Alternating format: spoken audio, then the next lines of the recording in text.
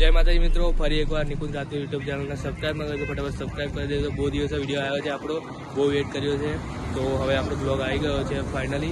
तो અમે જઈ રહ્યા છીએ આજે ભરૂચ હરિપ્રબોધમ સ્વામીના પ્રોગ્રામની અંદર। એ ગાડી શતાબ્દી મહોત્સવ છે। તો આ બેકગ્રાઉન્ડમાં બસ જોઈ શકો છો। તો અત્યારે અમે ચોકડી પર ઊભા રહ્યા છીએ। હવે બસ ઉપડશે થોડા ટાઈમ પછી, ખબર નહીં વેટ કરી રહ્યા છે કોઈનો, એટલા માટે ઊભી રહી છે। તો હવે ઉપડશે અને અમારા ગામથી પણ બીજી એક બસ આવી રહી છે। તો બહુ જ એક્સાઇટેડ છીએ આજે અમે।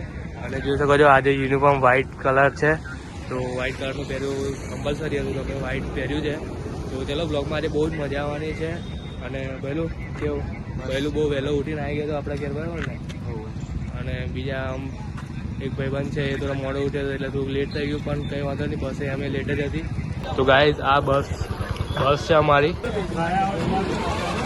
चलो मिलते हैं फिर आगे।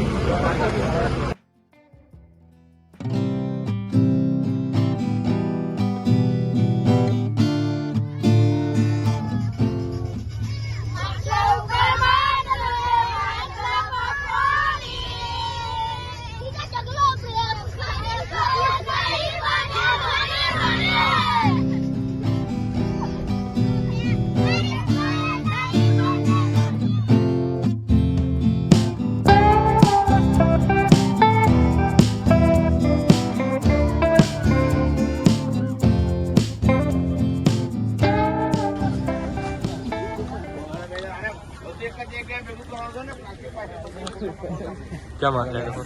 जम्मा आ गया था हमें।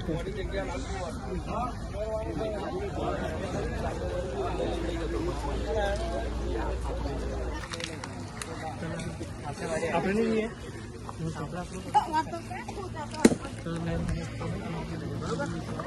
हरिया ये पक्षी तेरी। हाँ तो भी नहीं आ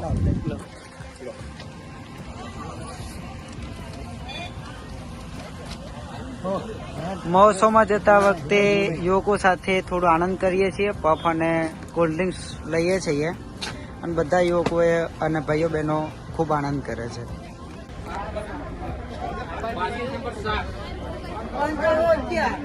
चलो भाई, पार्किंग नंबर 7 આપણું પાર્કિંગ નંબર 7 છે, યાદ રાખજો। અને ગાડી નંબર 55 ગયા અને ટાવર અહીંયા યાદ રાખજો। હવે આપણી બસની ઉપર નામ લખેલું છે, બરોબર છે। અને પેલા બધા જમવાનું છે, જમી કરીને શાંતિથી હરી લો, જોઈ લો, અને પછી મોટા મોટા છોકરાઓ પીરસણ સેવામાં, બાકી બધા સભામાં બેસવાનું, બરોબર? એવું છે બરાબર। ભૂલી ના જાઓ તો બસ કઈ છે, બરાબર છે મિત્રો। ફાઇનલી અમે પહોંચી ગયા અને છૂટી ગયા છે બસમાંથી। હવે જોઈએ ઝઘડો કરતો વાંધો નહીં।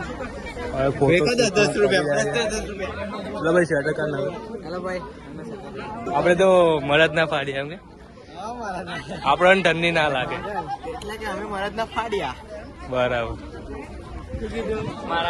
તો જય સ્વામિનારાયણ। અને અમે પહોંચી ગયા છે ભરૂચ, અને અહીંયા શું શું પ્રવૃત્તિ થવાની અને શું છે તો એ આપણે બંસીલભાઈ જોડે જાણીશું।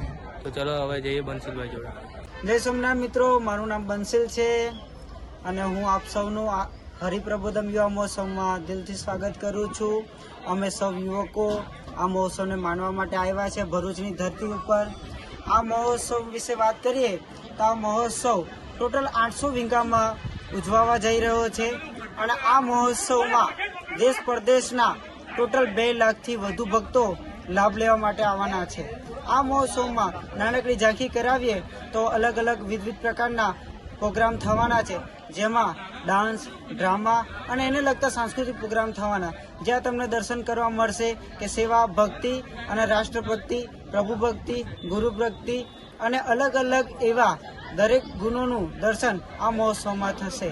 આજનો યુવાન કઈ રીતે શિક્ષિત બને, કઈ રીતે સંસ્કારશીલ બને, વિવેકશીલ બને, એનું આ મહોત્સવમાં સૌને ભાથું મળવાનું છે। તો આવો મિત્રો, વધુ માહિતી માટે આગળ જઈને જોઈએ કે આ મહોત્સવમાં કેવો લાભ આપણને મળવાનો છે। જય સોમનાથ।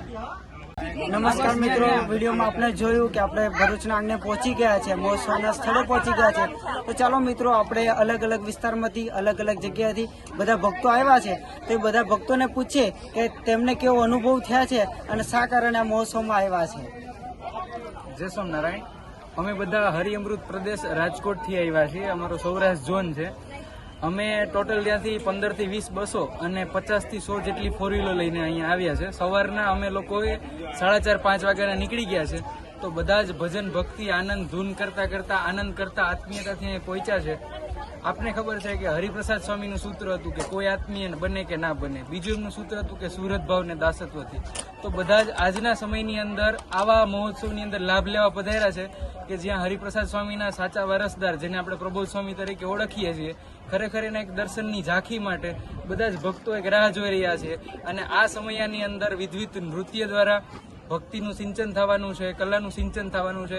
એના સિવાય બી ડાન્સ અને ડ્રામા સિવાય બી પણ સર્વમંગલ સ્વામી, ભક્તિપ્રિય સ્વામી જેવા સંતોની ગોષ્ઠીનો લાભ મળશે. અને બધા જ ભક્તો એના જીવનમાં આ વાતને ઉતારશે કે સ્વામીજી એવું કહેતા કે અમારા યુવકો છે એ નિર્વ્યસની અને એ પ્રકારનું જીવન જીવવું જોઈએ. તો અમે બધા જ ખાસ આ એ લાવો લેવા માટે આવ્યા છે. આ મહોત્સવ છે, આ મહોત્સવ દ્વારા આટલા લાખો યુવકો ભારત માટે તૈયાર થઈ રહ્યા છે. તો ખરેખર અહીંયા રાષ્ટ્ર ભક્તિ, પ્રભુ ભક્તિ અને ગુરુ ભક્તિનું સિંચન થઈ રહ્યું છે. ચાલો ભક્તો, તો આપણે આવો અદ્ભુત દિવ્ય મહોત્સવનો લાભ લેવા માટે પધારીએ.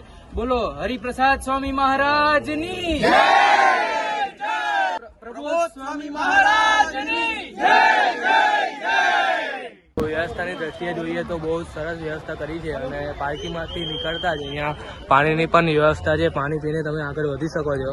અને આ બધું પાર્કિંગ એરિયા છે. હવે આપણે અંદર જઈશું. બહુ જ વિશાળ છે, બહુ વિશાળ આયોજન કરવામાં આવ્યું છે.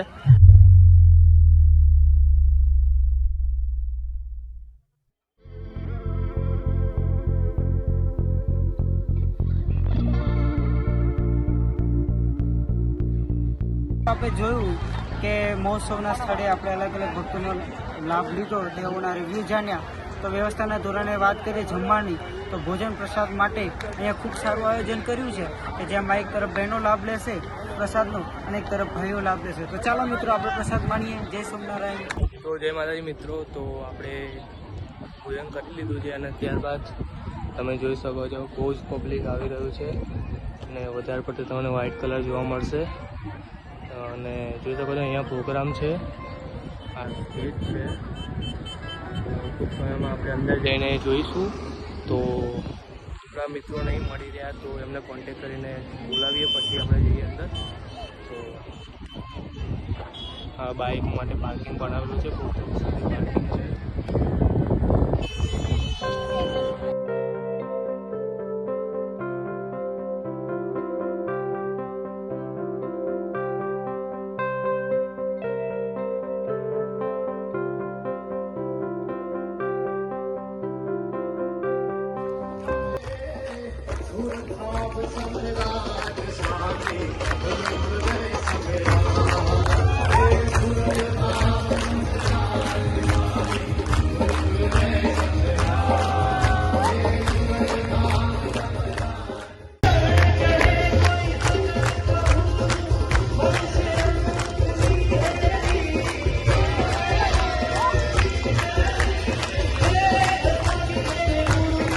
If you could play 20 seconds of the Shanai. Now listen to this and get the personality.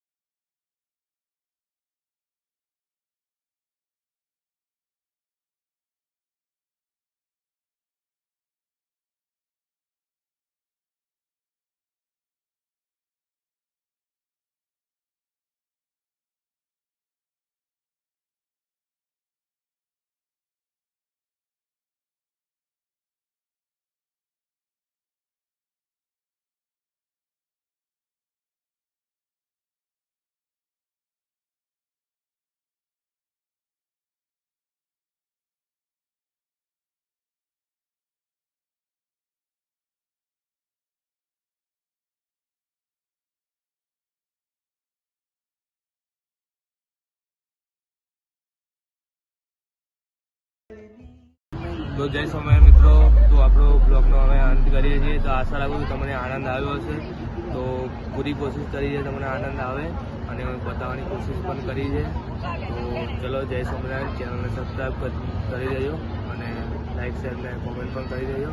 તો આજે જે હતું પ્રોગ્રામ, એની થીમ હતી હું થી તું તરફ જવાનું. તો એ તમે યુટ્યુબ